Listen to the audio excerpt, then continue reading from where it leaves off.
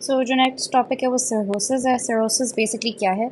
It's chronic fibrotic changes of the liver parenchyma. जब liver parenchyma में हमारे पास fibrotic changes आ जाती हैं, यानी फाइब्रोसिस की तरफ हम जा रहे हैं, क्रॉनिक चेंजेस हैं, तो दैट्स कॉल्ड सिरोसिस। ना सिरोसिस क्यों होता है? इट्स बिकॉज क्रॉनिक इशू है ना, फाइब्रोसिस हो रहा है, so it's due to chronic injuries and inflammation.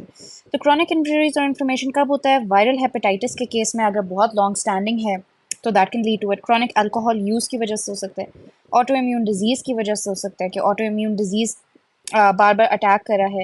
Hereditary conditions, अगर हमारे पास हीमोक्रोमेटोसिस है, इसमें क्या होता है कि आयरन ओवरलोड हो जाता है। तो जब आयरन ओवरलोड हो जाता है तो a lot of it goes and it deposits into the liver, जिसकी वजह से लिवर में सिरोसिस हो जाता है, लिवर डैमेज हो जाता है।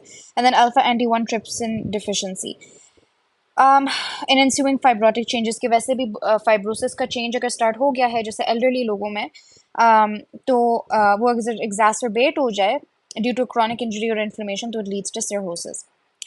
नाउ अर्ली ऑन जो बॉडी है वो कॉम्पनसेट कर लेती है, तो इट्स कॉल्ड कॉम्पनसेटेड सिरोसिस। तो although cirrhosis A K A fibrotic changes हो रही होती हैं, but it still is compensated, so the patient is asymptomatic. Late अगर वो है तो इट्स डीकॉम्पनसेटेड और वो तब सिम्टम्स अपेयर करने लगते हैं, होने लगते हैं। ठीक है। So some of the so how would you approach a patient? इसमें ABCD assessment करेंगे। Patient can either be unstable or the patient can be stable। Stable में भी हमारे पास दो सिनेरियोज हैं। वन इज के अगर कॉम्पनसेशन है, सेकंड इज के जो सिनेरियो टू है वो ये है कि अगर डीकॉम्पनसेशन है।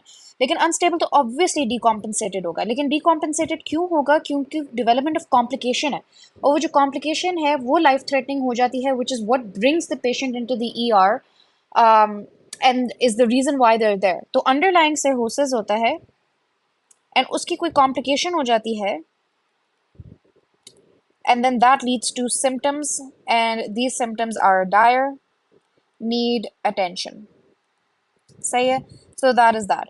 तो हमारे पास सबसे पहले what we gonna do is airway, breathing, circulation, IV access and vitals. अगर ब्लड लॉस है, coagulopathy can also be like the cause is coagulopathies. ठीक है। तो ब्लड ट्रांसफ्यूजन हम देंगे। So first you gonna stabilise ये सब चीज़ें। अगर ब्लड लॉस है, क्यों ब्लड लॉस है? क्योंकि जो लिवर है वो डैमेज्ड है, सर्होसिस हुआ है, तो क्लॉटिंग फैक्टर्स नहीं बन रहे। तो जब क्लॉटिंग फैक्टर्स नहीं बनेंगे तो कोagulopathy होगी। ठीक है। And then blood transfusion is the way to deal with it. Now, we have to identify what the complication is based on history and presenting, physical examination and the labs. So, let's look at all of the complications first.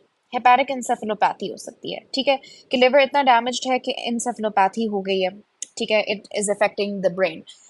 हेपेटोरीनल syndrome हो सकता है, एसाइटीज हो सकता है, spontaneous bacterial peritonitis हो सकता है, वेरसल bleeding होती है। उसके अलावा क्या कहते हैं, so these are the major complications जो कि इसमें होती हैं।